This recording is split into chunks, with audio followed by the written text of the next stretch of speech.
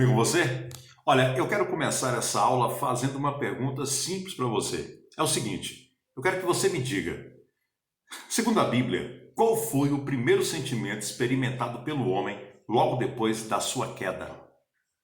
Você consegue lembrar qual é? Tá pensando ainda? Ok, você tem certeza que é isso?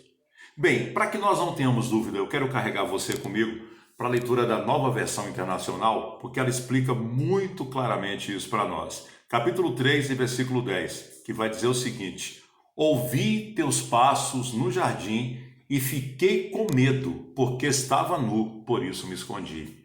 O primeiro sentimento que penetra o mundo depois da queda do homem é o medo.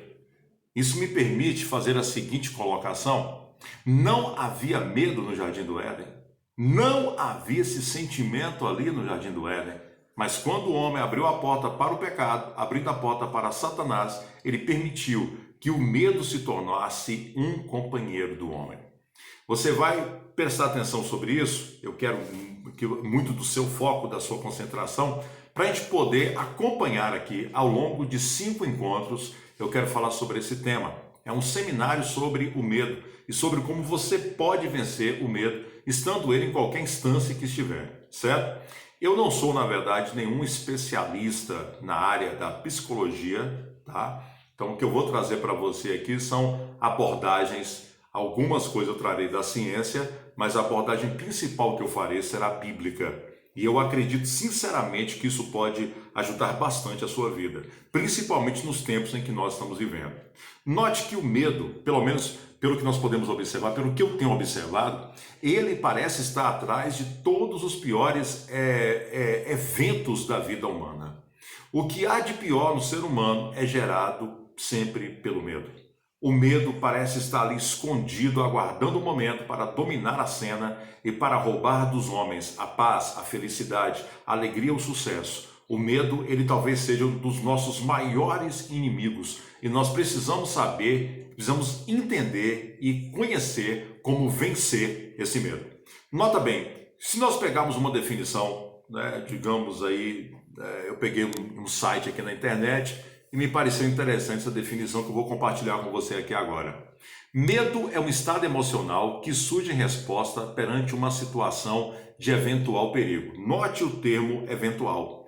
Nem quer dizer que algo realmente seja perigoso, mas se eu pensar que aquilo é perigoso, eu posso sentir medo.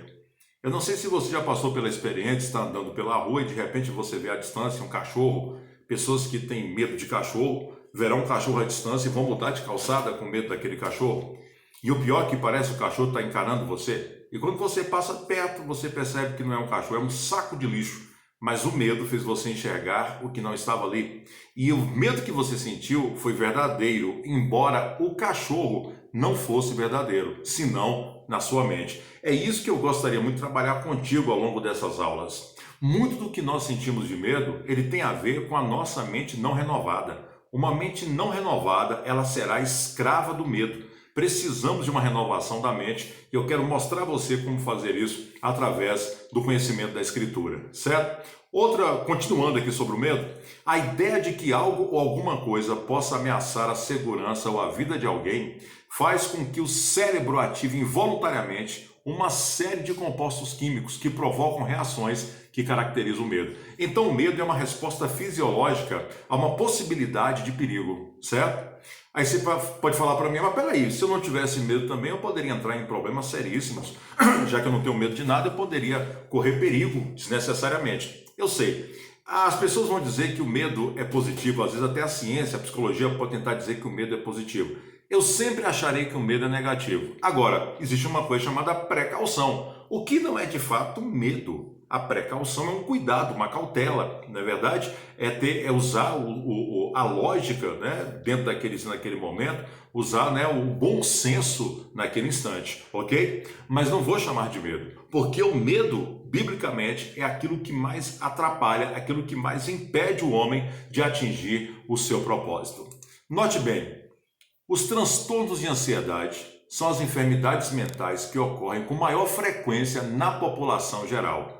Compreendem os quadros em que há a presença de uma ansiedade acentuada que desempenha papel fundamental nos processos comportamentais e psíquicos do indivíduo, causando-lhe prejuízos em seu desempenho profissional ou acadêmico e nas relações sociais. Eu conheço muitas pessoas que já atravessaram situações assim, em que sua vida acadêmica foi impedida de alguma maneira por conta do medo, a sua vida estudantil, a sua vida profissional foi impedida por causa do medo. E eu gostaria muito que você não se tornasse mais um refém nessa história. Você pode mudar essa história, eu quero te garantir isso. Quero te garantir isso a partir da palavra de Deus, da fé que eu tenho na palavra e do conhecimento que nós temos na palavra. Eu tenho certeza que você experimentará uma mudança muito grande na sua vida se você tem sido vítima do medo, ok? Agora, sim, quais são as causas, né, desses transtornos? A etiologia da ansiedade, ela é multifatorial. Ela pode acontecer por muitos fatores diferentes, mas é muito focado nos fatores que têm a ver com o aspecto psicossocial, tá certo? E também tem a ver com o aspecto fisiológico, tá bom? Eu vou mostrar para vocês aqui alguns fatores psicossociais. Muitas são as situações cotidianas que envolvem perigo ou ameaça. Nessas situações, um estado de alerta é essencial para a autodefesa do indivíduo. No entanto, pessoas que apresentam um estado ansioso tendem a superestimar a situação de perigo. A forma com que as situações são interpretadas pelo indivíduo tem um valor potencial para o surgimento ou não de algum quadro de transtorno de ansiedade. Você percebe que não é a situação em si que é perigosa, mas é na verdade a interpretação que eu dou em relação àquela situação? Veja como o medo ele realmente ocupa a mente da pessoa. E ocupando a mente da pessoa, ele fará com que a pessoa creia em coisas que na verdade nem são ameaçadoras para ela. Mas acreditando naquilo, a pessoa será automaticamente dominada pelo medo. Nota que isso é um fator, né, psicossocial. Quais são os fatores biológicos? Vários neurotransmissores exercem papel fundamental no controle da ansiedade. Porém, a serotonina e o ácido gama-aminobutírico são considerados mais importantes. A serotonina e o GABA são neurotransmissores inibitórios, que controlam a resposta de estresse. Assim, ocorre uma alteração desses neurotransmissores no sistema nervoso, o que implica em um estado de ansiedade. Então, você percebe que existe uma questão fisiológica, biológica, existe uma questão psicossocial, e eu tenho a ousadia de dizer para você que se você tiver o conhecimento da Escritura, essas duas circunstâncias podem ser alteradas na sua vida. Nós temos visto muito os coaches ensinando as pessoas sobre como tomarem atitudes diante da vida, não é verdade? E nós temos acompanhado, por exemplo, o valor muito dado à serotonina, né, à oxitocina, a noradrenalina, e nós temos uma série de neurotransmissores que são extremamente valorizados, né? A dopamina, que a gente também acabou de falar aqui, certo? Agora, falamos da serotonina, não falei da dopamina, mas estou falando aqui agora. São importantes, são muito importantes, sim. Agora, sabe o que é interessante? É que boa parte deles se manifestam se a pessoa tiver um sentimento positivo em relação à vida. E veja se isso não é a Escritura, a palavra de Deus falando. Quando Paulo dizia, alegrai-vos no Senhor, outra vez digo, alegrai-vos. Paulo chamava as pessoas para se alegrarem no Senhor. Paulo também chamava as pessoas para serem gratas, para louvarem continuamente. Queridos, um coração grato é comprovado, isso é comprovado medicinalmente, entendeu? Cientificamente, um coração grato, ele tem mais saúde.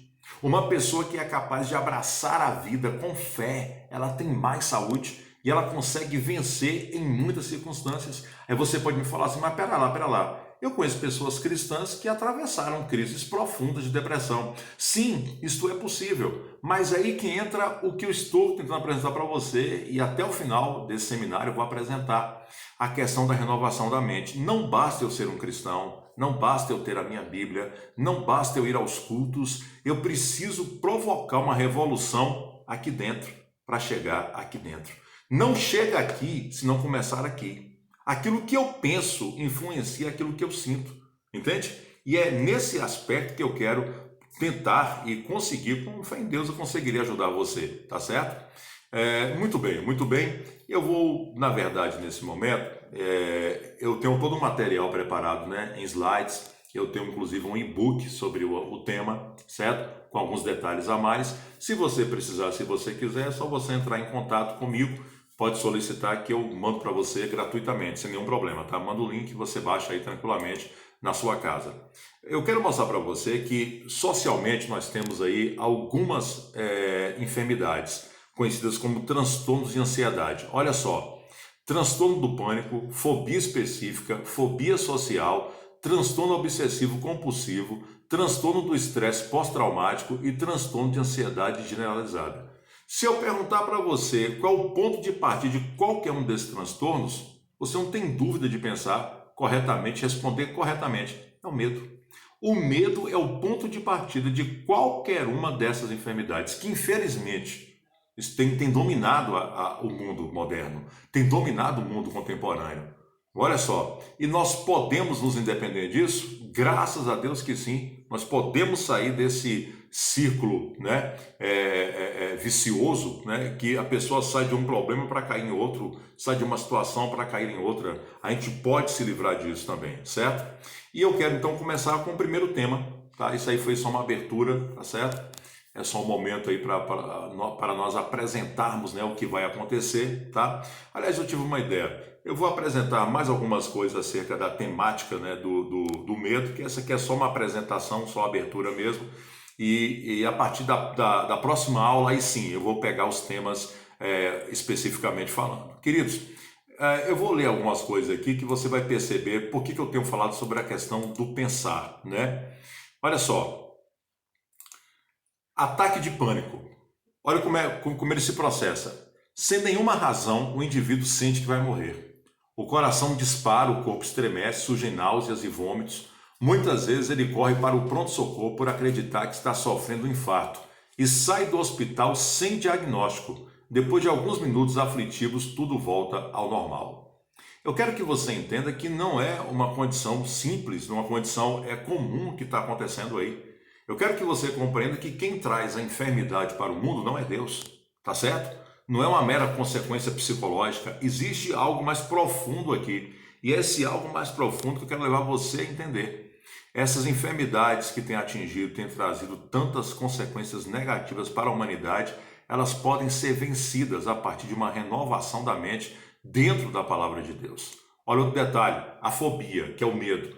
É um temor crônico e paralisante de objetos, animais ou situações específicas, como o medo de buracos, de aranhas, as coisas mais estranhas. Tem gente que tem medo de entrar em carro, tem gente que tem medo de determinada cor, gente tem medo de determinado número, tem medo de copo vazio, tem medo de ficar em pé, tem medo de andar, tem medo de dormir, tem medo de ter medo, tem medo de não ter medo nenhum.